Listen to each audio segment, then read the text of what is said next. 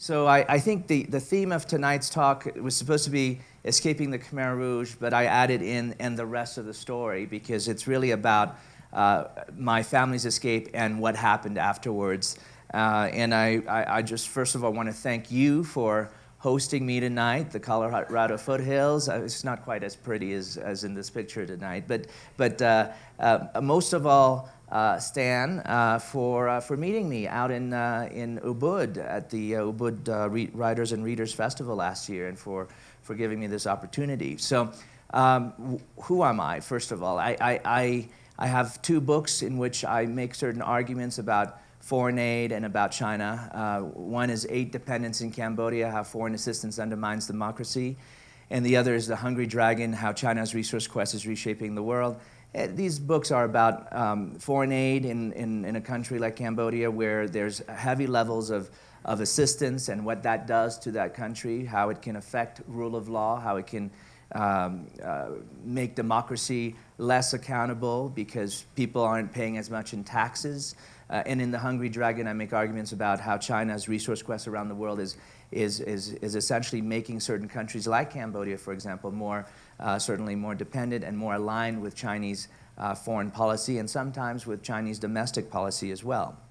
I teach courses that try to explain differences in development, and this is just one picture of this type of difference, right? In one city, between two communities, I don't even think it's a border where this is another country. It's just the same place, but you can see vast differences here in how people live, and I try to explain essentially the trajectory of development from the standpoint of why would a country end up having these kinds of differences.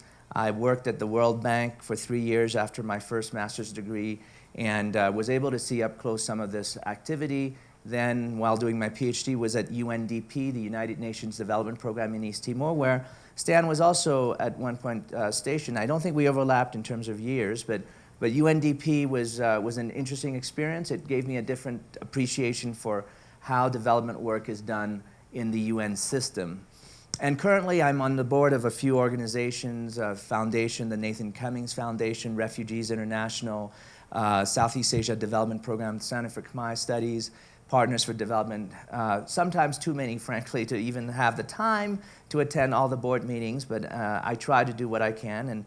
And I'm currently an associate professor of diplomacy and world affairs at Occidental College, which I joined in October of 2014, in August of 2014, as part of their fall 2014 collection. And Oxy's been very nice. It's been a great place for me in terms of sharing a bit of my own background with their alums. This was an article they published in the Occidental magazine. And part of that, of course, is the pride of being at Oxy, where we can claim a former student who didn't quite graduate, but we won't talk about that. He transferred to Columbia University and made us very proud, of course, when he became president. And I'm sure a lot of us feel this way. Yes. So anyhow, before Oxy, I taught at a place in Monterey called the Naval Postgraduate School, which is a fascinating place. It's basically the graduate university of the U.S. military, including the Navy, the Air Force, the Marines, the Coast Guard, and other services. And I taught junior military officers who had gone to Iraq and Afghanistan to learn who became very good at breaking things, obviously, because that was their job in wartime. But when they came back to the U.S. and came to do a degree in national security affairs, they were needing to learn about nation building, and I taught courses on nation building, on how to rebuild countries after wars. And the one lesson I taught that started every semester was really this idea that nation building and international development is work that is far more complicated than if you were to think about it as a blueprint, making a blueprint for building a house, for example, having a kitchen, living room, laundry room, etc. A country is, of course, much more complicated than that. And the work that is done in nation building and in international development is more like gardening in terms of metaphor. The gardener really does not know how the weather will change necessarily from day to day.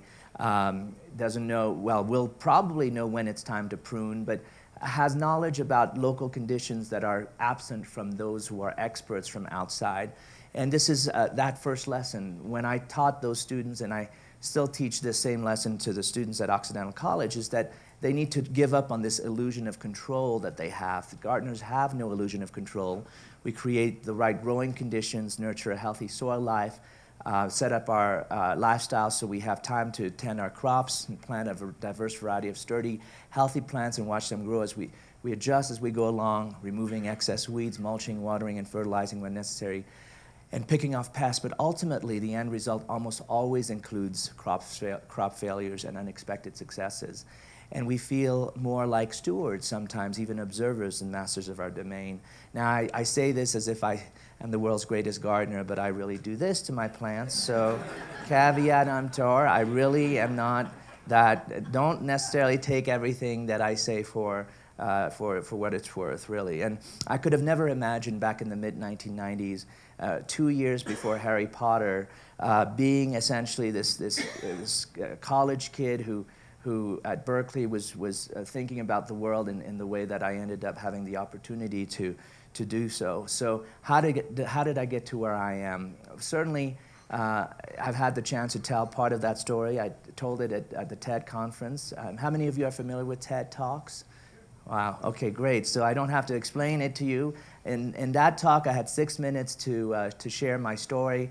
Today I've got a few more minutes, maybe 39 more. And I'll spoil it because at the end, what happens is that Ted being Ted, they bring in my mother, who gets to be in the seat of honor, and then I get to point out what she did to make our escape from the killing fields and the Khmer Rouge possible. And there she is, my wife, 8 months pregnant at the time with our first child. And this being Ted, there's always somebody interesting in the audience. At the time, I thought, you know, my mom is getting old. She's 73 years old. We might not have many opportunities to go on and travel together or to be in places like these. And lo and behold, 6 months later, she passed away. And so it's really given me a chance to think about what it means what her life means, what the lessons from her life mean in terms of what she did for myself, my siblings, and really the kids we have now. So escaping the Khmer Rouge and the rest of the story in 6 acts. I'll talk about Cambodia first, our life there, then Vietnam, where we escaped to, France, where we migrated to, and then America, the world, and then returned to Cambodia. So Act 1, Cambodia. This is 1969, mom and dad in Phnom Penh. Life is still at relative peace, even though the Vietnam War begins to heat up across the border. Our home, courtesy of Google Maps, here I can show you, is a mansion that is now occupied by 10 families. But that's fine, you know, at least it isn't a general or a tycoon that's taken over the mansion. Phnom Penh was and remains in some parts a very beautiful, architecturally speaking, city. The Prince of Cambodia, Prince Sihanouk, was making movies, and one of them was The Little Prince, Le Petit Prince, which starred the prince himself in some sort of heroic story. Across the world, President Nixon was pointing to Cambodia, and of course, it would be for reasons that are now well known. He said of Cambodia, there are no American combat troops in Cambodia, there are no American combat advisors in Cambodia, there will be no American combat troops or advisors in Cambodia. We will aid Cambodia. Cambodia is the Nixon Doctrine in its purest form, 1971. And what he meant, of course, was that the Ho Chi Minh Trail, which cut across Cambodia, would be receiving certain things, not American combat advisors or troops, but B-52 payloads, which of course were extremely destructive for the country. Here you have a map of the sites bombed by the U.S. Air Force between 1965 and 1973, 113,000 sites, more tonnage equivalent than World War II, including Hiroshima and Nagasaki's nuclear equivalent. So today is a very special day. Today is April 17th, and on 43 years ago, on April 17th, 1975, Phnom Penh, the capital of Cambodia, fell, and it fell to a ragtag army of rebels called the Khmer Rouge, who were battle-hardened, fairly angry already with what they considered to be the corrupt city dwellers who had been parasites in their view towards the economy, and the violence soon began. In fact, the evacuation of 2 million people began from that day onwards in the matter of 3 days, an exodus that took my own family, 5 kids, father, mother, out to the countryside. These are the leaders of the Khmer Rouge. Pol Pot there on the left, riding a train. The only way I can describe Cambodia is using the words of Michael Paternity, who said, once upon a time there was a regime so evil that it created an anti-society where torture was currency and music, books, and love were abolished. This regime ruled for 4 years and murdered nearly 2 million of its citizens, a quarter of the population. You know, an anti-society, I mean, one has to wonder what that could mean. I mean, Margaret Thatcher did say there's no such thing as society, but still, it does make you wonder. And of course, Stalin said that you know, the death of one man is a tragedy to the world, but the death of a million is a statistic. So it's hard to understand the magnitude of something like that. So 1 out of 4 people.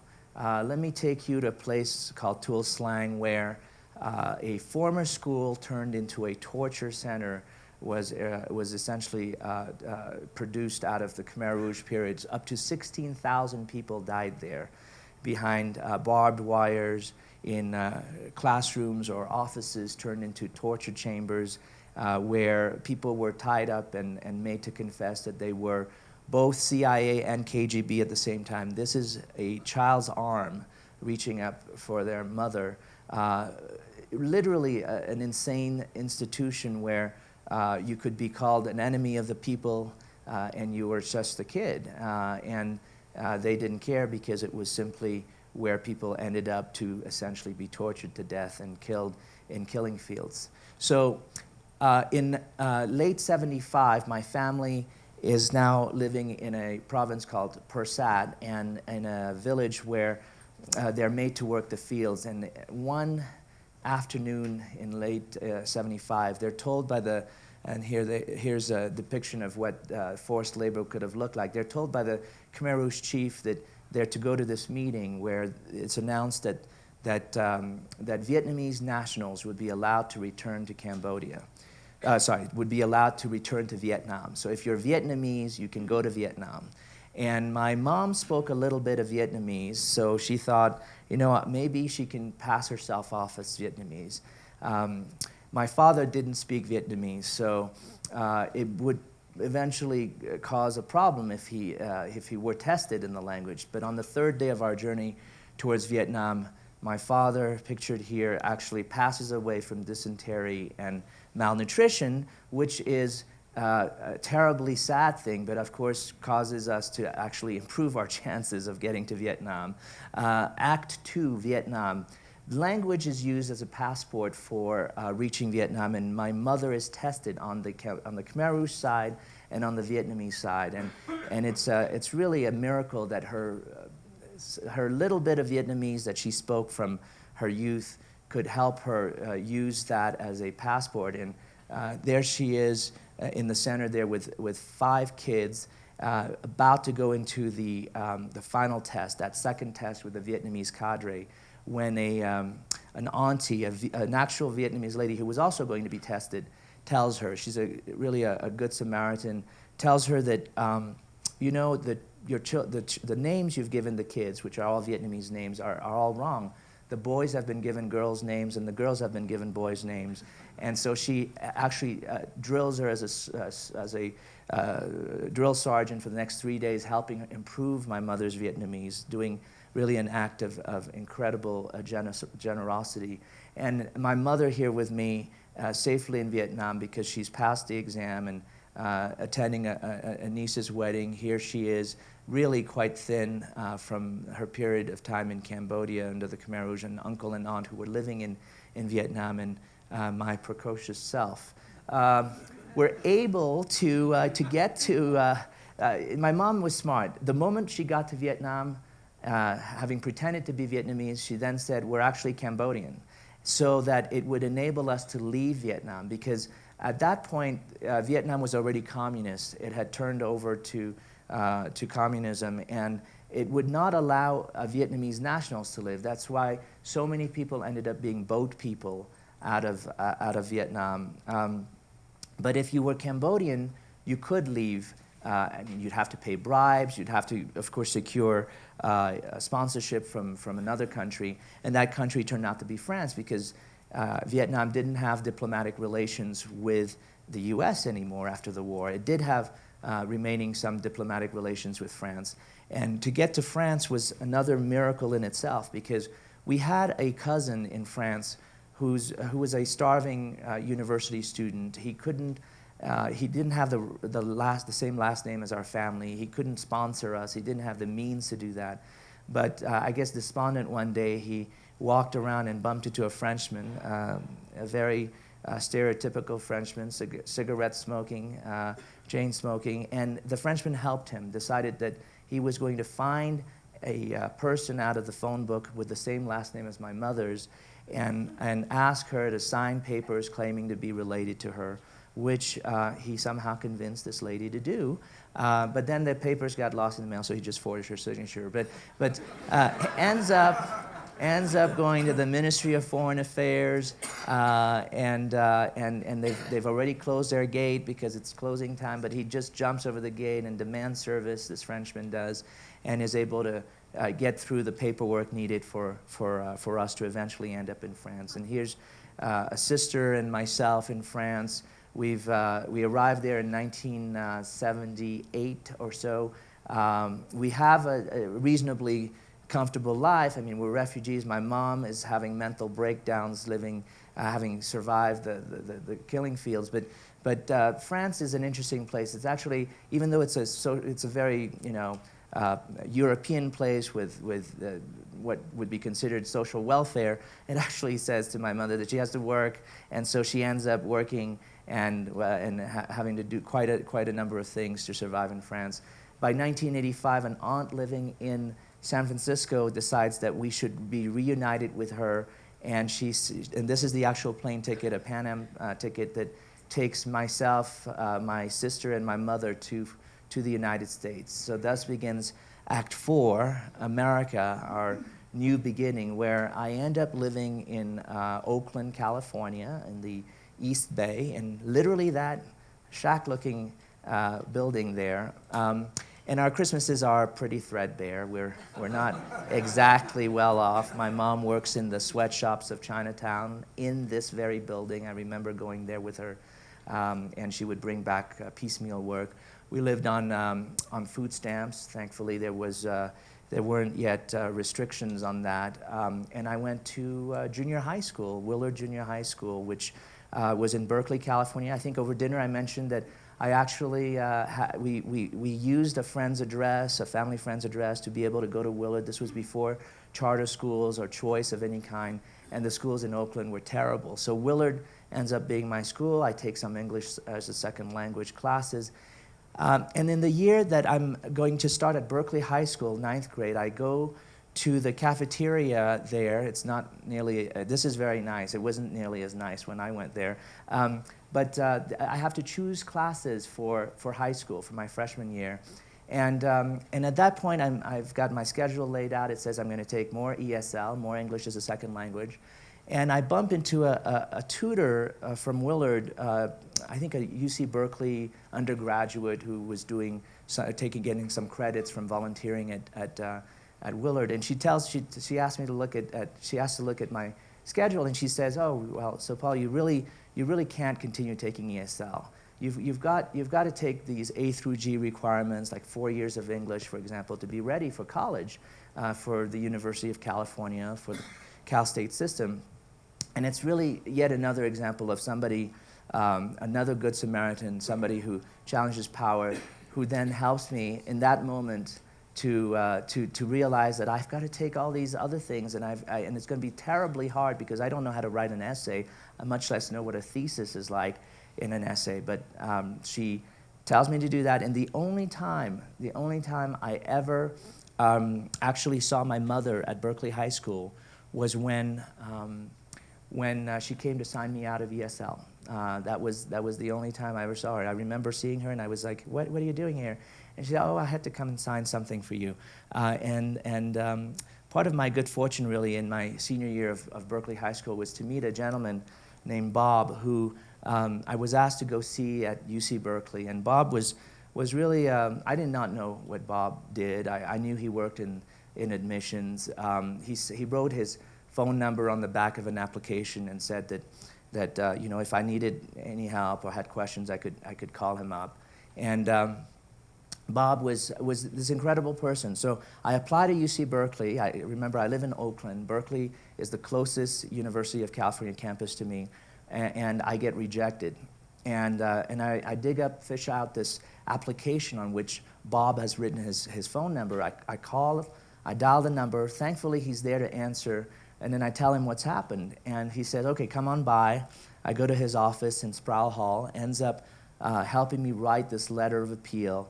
And thanks to Bob, I'm able to get a letter from Berkeley subsequently that essentially says, "We have reconsidered your application and have found reason to reverse our original decision to deny you admission," which really is another moment where I have to say, you know, people can choose to do things, they can choose to help when they can, and Bob was there at a critical moment in my life. I mean, I can't even think about it. What if he hadn't answered the phone? What if he was on vacation that week? What if, you know, but yet it happened, and the same thing keeps happening time and time again, where, for example, in my junior year at UC Berkeley, I find a poster on a wall about this program, this public policy and international program, and it's got a card that you send back to apply for this junior summer studies, junior summer institute at Princeton University. And I get into that program, but I'm thinking, you know, I can't really go to Berkeley, to Princeton. It's on the East Coast. I've never flown alone. I really can't handle it. And it's an administrator there at Woodrow Wilson School who convinces me that I can do it. And that leads eventually to my ability to do Princeton in a master's degree there at the Woodrow Wilson School. So Good Samaritans have appeared throughout my life. This room is really full of Good Samaritans, I argue. Behind me, in fact, are all the people on whose shoulders I stand. And it's really a lesson I want to give you, which is that everybody here can be a Good Samaritan and is each and every day, and to whom much is given, much is expected. So Act 5, the world. After Princeton, I end up working at the World Bank, where I have the opportunity to do something in an area called social protection, and something I had never even heard of, but which turns out to be exactly what I had been enjoying. All these social welfare programs that I had, food stamps, et cetera. That's what social protection does. So I was working on social protection, social welfare programs, literally months removed from having just received social welfare benefits myself, which was very strange because I was pretty sure that nobody at the World Bank was in my situation. I got to work on Cambodia on poverty reduction, which was very satisfying. I mean, you know, to actually get to help your country of origin to improve its condition. Of course, the bank being the bank, I got to ride on the Concorde. And then UNDP later as a Ph.D. candidate working in East Timor, where I could help on areas like democratic governance in the country. Mark Malloch Brown, the administrator of UNDP at the time, wrote that there's no more noble endeavor than the fight for social and global justice and for peace and development. And I tend to agree. There's really this very basic view of the world that is about, in the preamble of the Universal Declaration of Human Rights, which states that all human beings are born free and equal in dignity and rights, and they are endowed with reason and conscience and should act towards one another in a spirit of brotherhood. And that outlines really the rights and responsibilities that we have as human beings to one another, and as states as well. So at the Naval Postgraduate School, I would teach about the responsibility to protect, for example, this new norm of international security that calls upon countries to essentially act when there are mass atrocity crimes, when there's ethnic cleansing, when there's genocide, or when there are crimes against humanity. It's not just about R2P, responsibility to protect, but the responsibility to prevent and the responsibility to rebuild afterwards. The Secretary General of the UN, Antonio Guterres, tries, of course, to bring these norms into practice, but too often things end up being unjust or unfair. And we talk about never again, but it always happens over and over again. I don't have to go too far in history, but the Holocaust, of course, 11 to 17 million Jews, Romas, homosexuals killed in the process. More recently, in Rwanda, 800,000 to 1 million Tutsis killed at the hands of Hutus. In Bosnia, in the first genocide in Europe since World War II, 200,000 plus were killed. And these are images I still remember from my youth on television. And in Srebrenica there, 8,000 men and boys were killed. Darfur, 300,000 killed in violent attacks and who are still suffering. And Act 6, now returning to Cambodia, I want to bring you back to the place I took you to earlier, this Tuol Sleng, the genocide center that saw 16,000 people die. In 2010, the director of Tuol Sleng, a man by the name of Duik, was caught and confessed. He was actually, interestingly enough, by then a born-again Christian, and confessed because he thought his fate would be in the hands of God. Now, at this tribunal, he underwent an entire trial, and he confessed to what he did. He was found guilty of causing the deaths of at least 12,273 people, and sentenced to 35 years, reduced to 19 for time already served.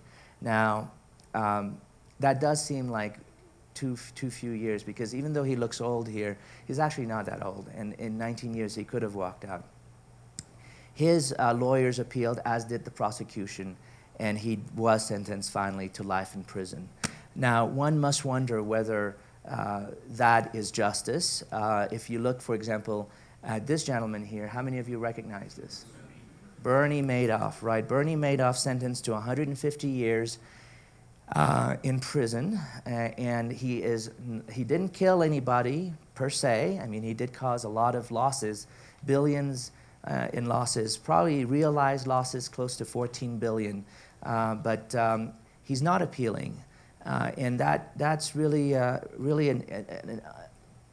think, a contrast to what we've seen in Cambodia. And here, you might have a harder time recognizing who this gentleman is. He was the Cleveland guy who kept these women in his house. Ariel Castro, sentenced to life plus 1,000 years, handed to the American justice system. He did say, "I'm not a monster." And one does have to wonder. He committed suicide about a month after this. But one has to wonder who the monster really is in a situation in which you have a man who's killed 12,273 people. The judge in the Bernie Madoff case, actually a Princeton alum named Denny Chin, noted that 20 or 25 years would have effectively been a life sentence, but he reasoned that the symbolism of the longer term was important given the enormity of the crimes. And I agree, there is symbolism in that.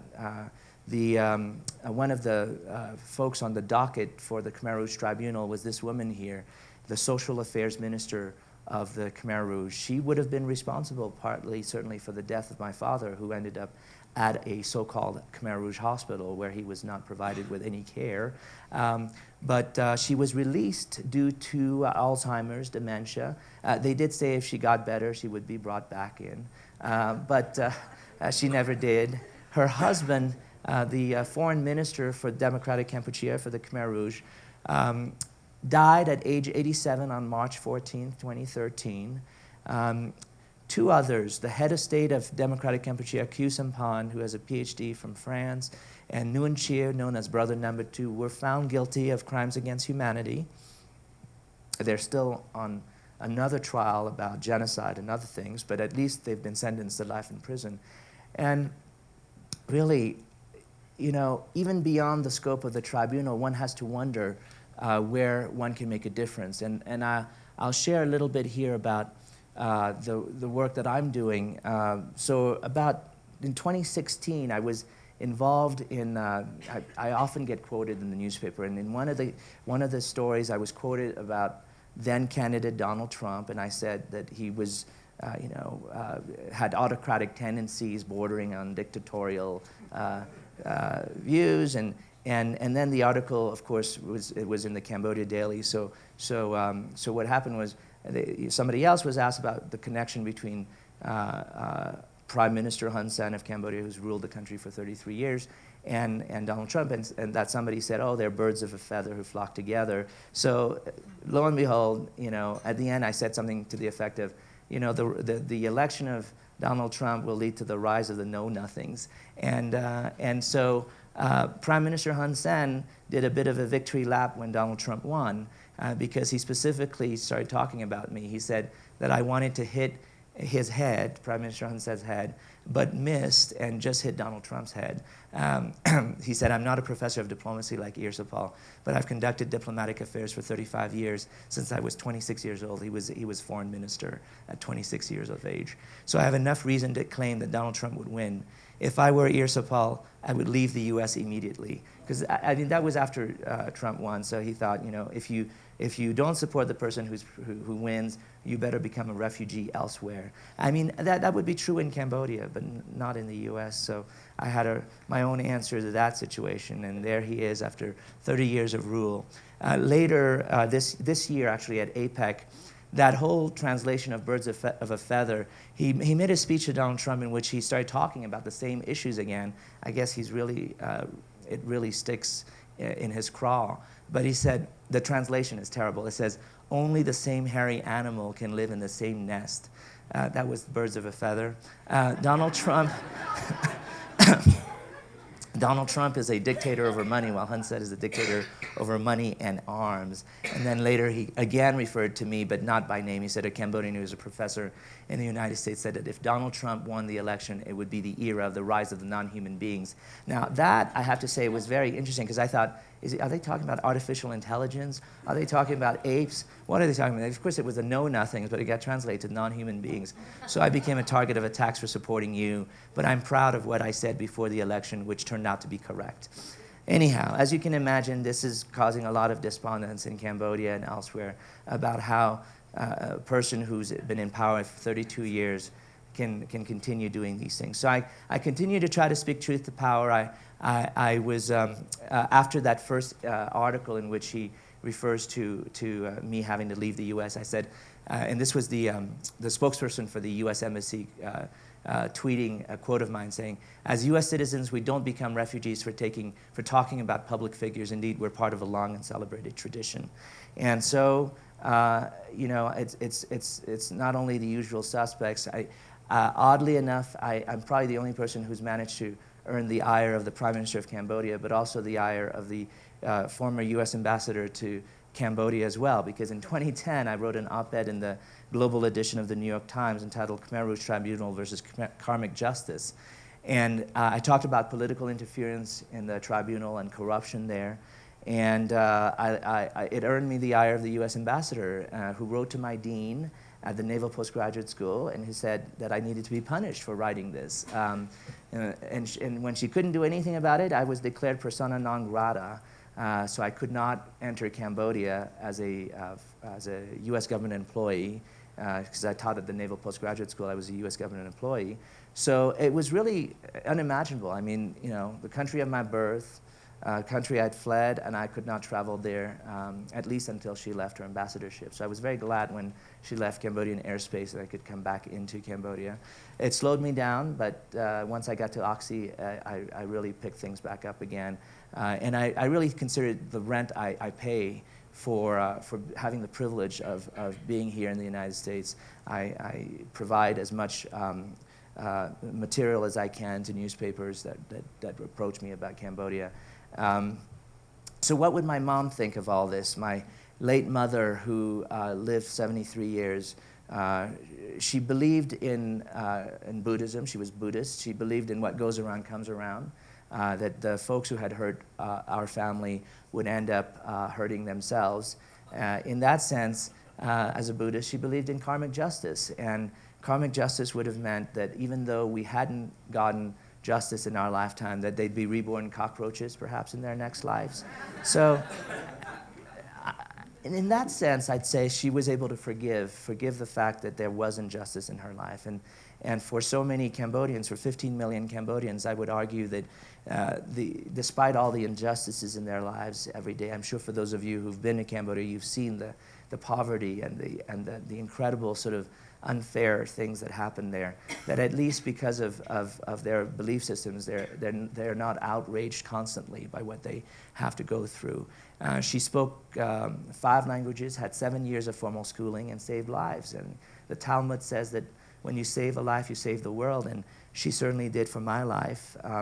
And that's me here. And she did for her, 4 other kids as well, and the kids that we have, which now number 22 in all. So wherever she is, I'm sure she would be proud. She got to spend 6 months with my firstborn, Stephen, who is now 9, and then he's got his sister, Caitlin, and brother Nathan, and sister Jasmine. And I think she'd be proud of the fact that we were able to continue the struggle for justice. In my own way, I'm trying to pay it forward. I'm paying it forward by sponsoring folks who've won the green card lottery. I don't know how much longer the green card lottery will be around with President Trump, but it is certainly a beacon of hope for people who desperately try every year to win a spot. And even those who win have to find a sponsor afterwards, because they can't just win the green card lottery and then show up in the United States. They have to have somebody who will say that they'll be responsible for that person, that they won't be a public charge. So to date, I've helped 7 people, and possibly an 8th, because there's one of them is pregnant with a second child, and I'm trying to help them make their own version of the American dream come true. It's my personal way of practicing the first law of karma: cause others to have good results so you can too. And here's the lady whose child was born in the U.S. and who's expecting a second child, and then another couple that came from Cambodia as a family of 4. And I do so by continuing to speak about refugee issues, trying to do what I can to the population that's most vulnerable. I mean, refugees are not people who are willingly leaving their country. They're the ones who don't want to leave their country but are forced to. And I just think that it's crazy to target the most vulnerable members of society for essentially for elimination or for reprisal or to crush their hopes when they've been given visas to come and be safe. They've been vetted more than anybody else, I can assure you that. Refugees International, the organization I'm on the board of, tries to do that, and I'm happy to promote their work, certainly at a very difficult time. And so, as a result, I try to do what I can to speak for those who cannot speak, and certainly those in Cambodia right now who can't speak safely because the Prime Minister is watching and has said that within 7 hours he can have anyone arrested who criticizes him on Facebook. So I'm trying to do what I can, and I hope that in your own way you're going to do the same here as well. So thank you very much, and I'm happy to take your questions.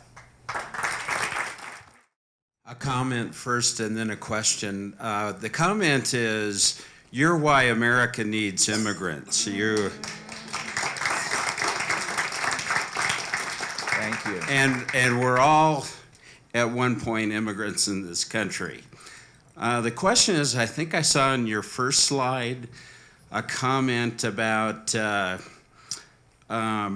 dealing with aid and how it can lead to how foreign assistance can undermine democracy. Yes. And I'm thinking of the comment made by Mad Dog Mattis about how aid really helps countries around the globe and actually helps America in many places. And the military budget would actually have to be larger without foreign aid assistance. And maybe you just explain, I'm thinking, you're probably thinking in Cambodia's case, where there's probably U.S. aid going, is propping up a dictatorship that's not all that democratic. Right, and I'm not talking about only U.S. aid. I'm talking in this book about Western aid overall that has been to the tune of $1 billion a year at times in a country that for a long time was about $10 billion GDP, so about 10% of GDP. And just to give you an example, I did some calculations in between 2002 and 2010, for example,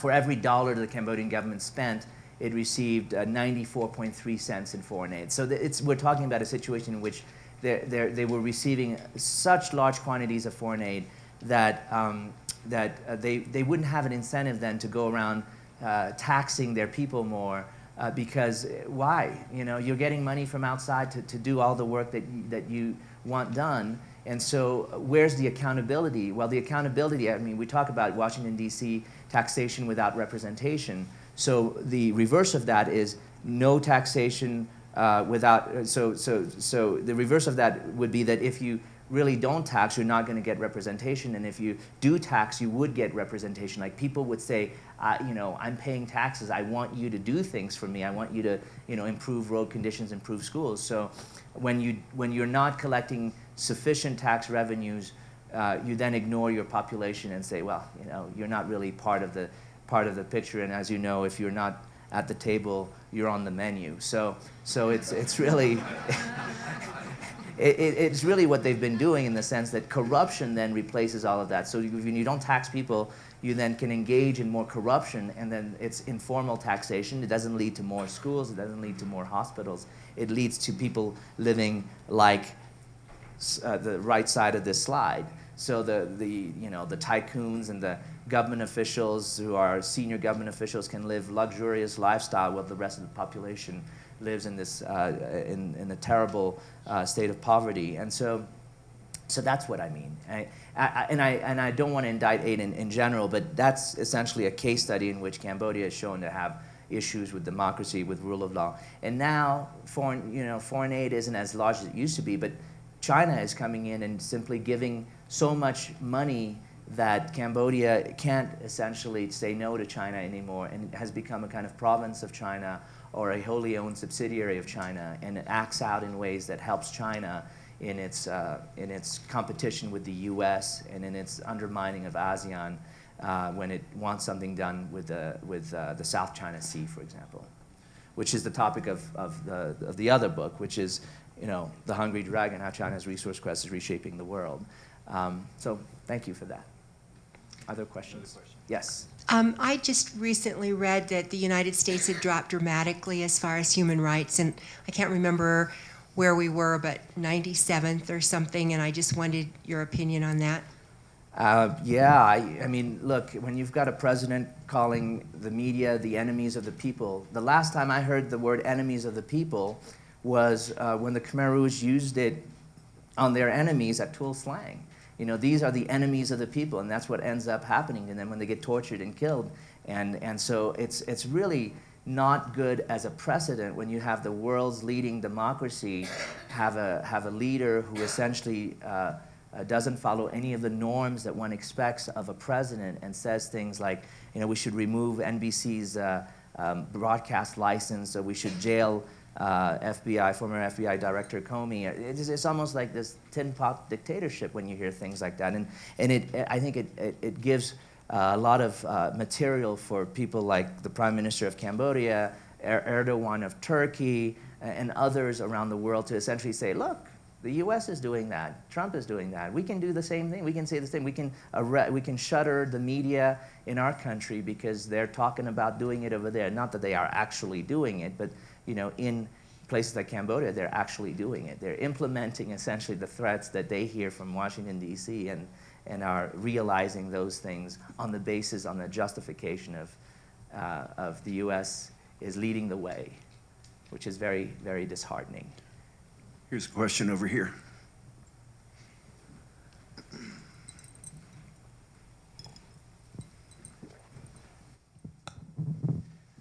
I wonder if you could talk a little bit about the history of the Khmer Rouge, how they came to power, what the circumstances were, and how it all developed. So in 1970, there was a coup d'etat undertaken by Field Marshal or Air Marshal Lon Nol in Cambodia, which removed the head of state of Cambodia at the time, Prince Sihanouk, from power. He was, I think, traveling in China at the time, so he ends up staying in China.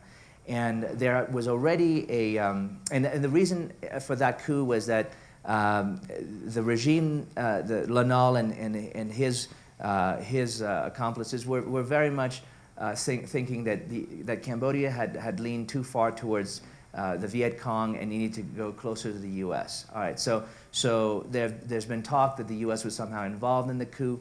The reality is probably somewhere in between, where the U.S. might have gotten warning that the coup was going to happen and didn't object to it, and so they saw that as a signal to proceed. The reality is that the Khmer Rouge at that point were really nothing. They were not really able to garner any material support, any popular support. But then Sihanouk, the prince, decides that the only way back in is to essentially align himself with the Khmer Rouge, and he joins the Khmer Rouge, the Maquis, in the jungle and broadcasts from the jungle a call for the Cambodian people to join the Khmer Rouge to topple Lanal, which then sets in motion what ends up happening in April 17th, 1975. And so some people have argued, for example, that the U.S. bombing of Cambodia might have infuriated the Khmer Rouge so much that they went crazy and did what they did. I don't necessarily agree with that. I think to say something like that would be to say, like, the police has so abused the criminals, for example, that they commit more crimes as a result. So it's almost like it's not quite the same sort of analogy, but I think that there's a reason why they did what they did. I mean, they were definitely brainwashed to believe that the people who lived in the cities were the enemy. People who lived in the cities were parasites, and so then when they arrived in the city, they decided that cleansing the city of these people, of these urban dwellers, was going to be the key. Why did they, for example, ban currency? I mean, Cambodia is the one example where they had actually printed currency. The Khmer Rouge had printed currency. There is currency that you can buy today in the marketplace that is Khmer Rouge currency, but they never used it. They never issued it and never used it. They blew up the central bank, and then all property was essentially taken away. All you had was a spoon, and as a result, you can imagine that there was massive displacement. People who, rice production collapsed, and so you have starvation from the standpoint of maybe they didn't actually plan on killing a quarter of the population, but a quarter of the population died.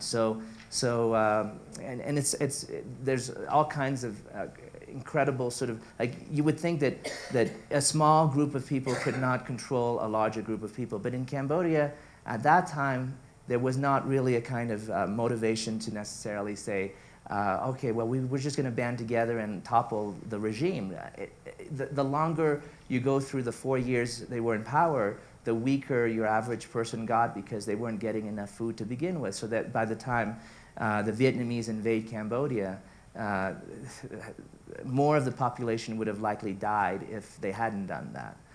So it's not nearly the comprehensive history of the Khmer Rouge that I'm sure you hope to hear, but it is a sort of an inexplicable situation. Part of it could be,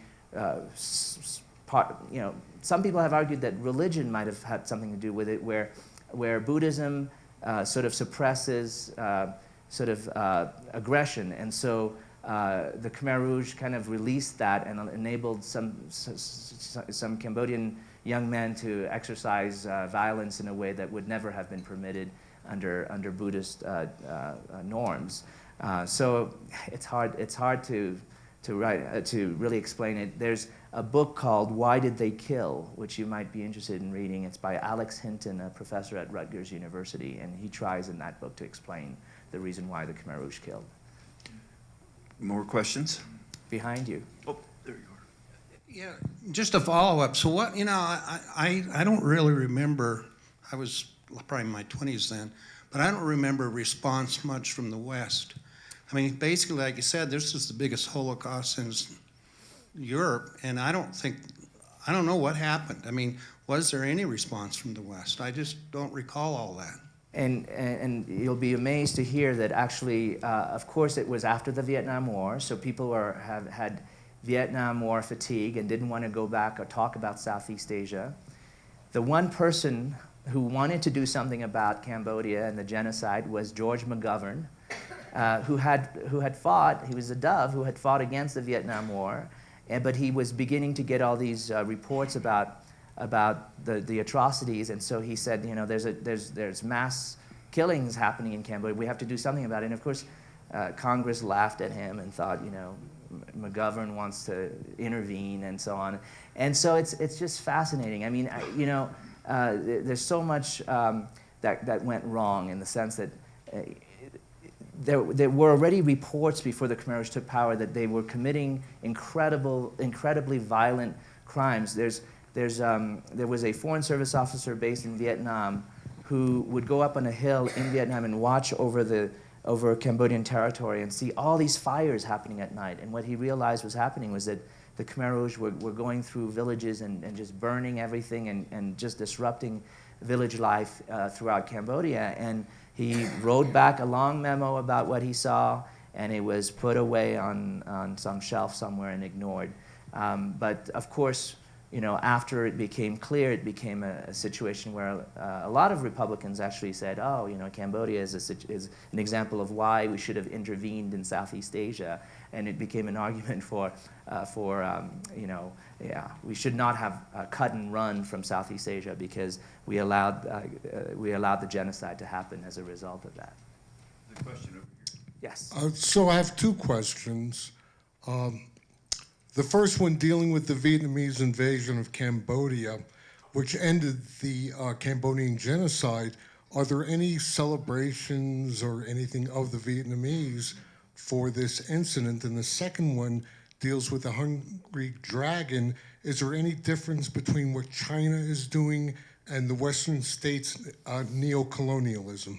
Right. Well, okay, so for the first question, January 7th, 1979 is the date of that blitzkrieg that lands the Vietnamese in Phnom Penh and essentially the removal of the Khmer Rouge from Cambodia. They end up in Thai refugee border camps controlling areas there. The regime now, Hun Sen and his Cambodian People's Party celebrate January 7th every year. And it's become a kind of political statement of, you know, those who appreciate the liberation of Cambodia will celebrate this holiday. And the problem is that the Vietnamese invaded and then stayed in Cambodia, occupying the country for 10 years. And so there's a historical animus towards Vietnam from well before then. When the French took Cambodia as a protectorate, it was nearly going to disappear. Thailand and Vietnam were basically encroaching on Cambodia. And so France showing up was actually a miracle because it allowed Cambodia to live to this day. But for a lot of Cambodians, they consider the Vietnamese to be an enemy. And so it's so difficult. It's this entire sort of like, yes, they saved you from ultimately dying from the Khmer Rouge, but at the same time, it's like your worst enemy coming to save you, and then they occupy you and then plunder, and there are lots of reports of how they carted away all the wealth back to Hanoi and Ho Chi Minh City. So it's so complicated. You talk to the average Cambodian, they'll see the Vietnamese as, you know, the enemy at some point. There'll be some Cambodians who'll even argue that the killings that happened in Cambodia were perpetrated by Vietnamese, so that they can essentially say it was not Cambodians who killed Cambodians. So it's very complicated. And then your second question is about whether China's involvement in these countries that I profiled in The Hungry Dragon is not unlike you know, the scramble for Africa, for example, that took place under colonialism. And I would say it's complicated. I gave a talk today at World Denver that was about China's involvement in Southeast Asia. And I would say that China essentially is looking out for its interests. It has excess capital that it wants to invest. It used to take a lot of this money and buy treasury bills from the US, so now it doesn't want to do that anymore. It's trying to instead take it abroad, so it's China going global. And so that's a win when it's able to invest that money. Investing it means loaning it out. But as a result of that, it'll say, well, only Chinese companies in this contractual arrangement we have can tender, or maybe a specific Chinese state-owned company will obtain the contract. So that's another win because it's a Chinese entity that then gets to take the money and do the infrastructure work. And then, of course, a Chinese company in all likelihood will use Chinese workers to actually build the thing. So that's another win. For those workers, maybe some of them are, most of them will be men, which China has an excess quantity of because of this whole sex selection business. So they'll be looking for spouses. Sometimes in those countries they will find a spouse. So that's a win for them personally. And then when the country can't pay, as in the case of Sri Lanka with a port that China built, it'll do a debt equity swap where, okay, you owed us this money, but instead we'll take equity out of it, and it ends up doing a 99-year lease in which, by the way, 99 years was the original lease that the British took Hong Kong. So I don't know whether they think this up, but somehow it ends up being exactly the same in terms of number of years. Hong Kong did end up a total of 156 years under British rule, but still the optics of this are terrible insofar as, you know, the Sri Lankans who live near the port, and then next thing you know, a Chinese submarine shows up at the port, and then it looks as if they're using it as a naval base. And then why are they choosing Sri Lanka? Why are they going to Pakistan? Why are they going to Nepal? All these countries encircle India, which they consider to be their next target. So India, as a global, future global power with probably the second largest GDP by 2040, they consider to be, you know, they would like, obviously, to make sure that India does not present as much competition to China as possible. And doing this kind of thing makes sense for them. It's geostrategic. It's awfully smart. It's a win-win-win-win for China, and for the receiving countries, it can be a win if the infrastructure helps their economy. But sometimes it's an airport built in the middle of nowhere that's completely empty and has 2 airlines going there, and that's also happened in Sri Lanka. So I don't know whether it's a win for Sri Lanka or a win for China. They made the loan, they built the airport, and they're somehow going to make money out of that one way or another. We've got time for one more question. Thank you. How concerned are you with the nationalism movements we see going on in Europe, especially Eastern Europe, the younger democracies over there, whether it be Poland or Hungary? You talked about the autocrats, you know, their leaders now have strong autocratic tendencies. How concerned are you? And really, what can we possibly do as American citizens? Support some of the organizations up there that you're active within? We can voice our own concerns to our own leaders, but they seem to be tone deaf on everything right now. Right. Well, look, case in point, Viktor Orban in Hungary. You have the re-election of a prime minister that essentially seems to also be breaking all the norms.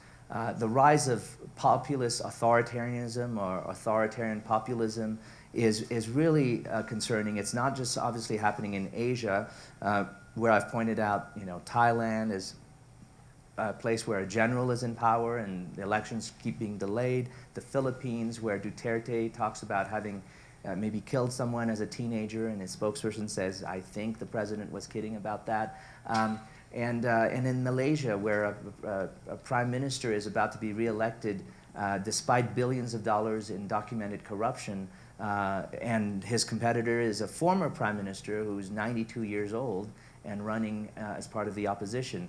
So what can we do as Americans to help sort of prevent the decline of democracy? Well, you know, I think organizations like the Open Societies Foundation, which is a Soros organization, is doing a lot of work. If you can continue to help host, you know, students from countries like Cambodia, countries like China, to give them an appreciation of what it means to live in a democratic, pluralistic country that respects, at least for now, freedoms, then I think it helps to give them an appreciation. I think so many of the students now who come to the U.S. are studying engineering, are getting their PhDs, and then they go back to China and they work on facial recognition technology, which they think is helping to catch criminals, but can often be turned towards catching human rights activists, for example. When you see the rise of a social credit score system where people are not allowed to ride on planes, ride in trains, stay in luxury hotels because their score is too low. It's like an episode of Black Mirror in which people are suddenly rated on the basis of things they can't control. I mean, imagine FICO scores in this country being mixed in with somehow the police and anybody wanting to do anything, like rent an apartment, they can't do that, or ride or buy a plane ticket if they're excluded. Is incredible. I mean, it's the use of big data in a way that we can't imagine, and it's technology turned on its head, really. So please, present the best side of America as much as you can. We've got an ugly American in the White House, and so we need to have good Americans traveling abroad and presenting America in ways that I think will still give everyone outside the U.S. appreciation for what it means to be an American. Thank you very much, Thank Professor. you.